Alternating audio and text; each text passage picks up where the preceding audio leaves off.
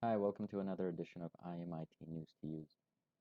I'm going to show you in this video how to clean up your mailbox in certain folders that may be missing or you can't normally see them or the size of the mailbox, especially in the folders called sync issues, conflicts, as well as your calendar. So normally when you open up your Outlook, you're going to see just your main page, just like this. In order just to see your mailbox size, you can click on File, just get a general idea of your size. In this case, I have about 300 megs left, so I'm going to need to start doing some cleanup shortly.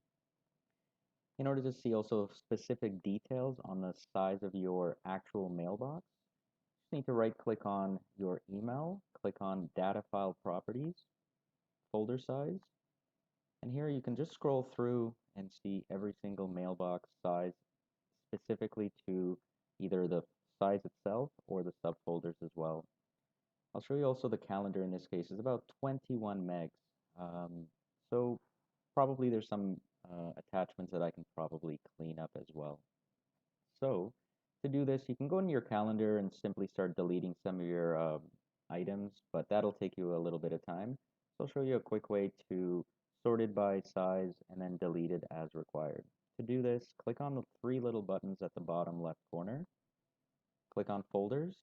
The folder view comes up and it looks similar to your main page.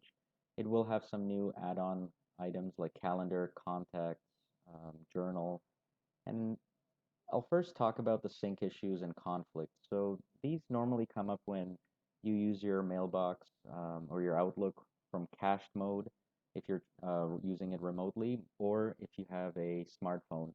It normally makes a copy of these emails, but to be safe, you just want to click on it, sort through it, delete what you don't need, and move any items that are relevant back into your inbox or other archive folders. Sometimes these can be significantly large, so it's always a good idea just to check, and especially if you're probably haven't seen an email that shows up in here, then periodically just check in here. It might just accidentally have been dumped into this folder. Another one is your calendar. So if you click on your calendar, normally the view isn't like this in a list view. You will normally see it as a regular calendar view such as this. So in order for you to go into a list view, you click on View, Change View, List, and here you're going to see a whole bunch of columns, subject, location, but the one that's missing is size. If it's already appearing in your in this view, then you can simply sort it by size. But in this case, it's missing as a default, so I'm going to add it. So go to Add Columns. Under Frequently Used Fields, click on the drop-down menu, hit All Mail Fields.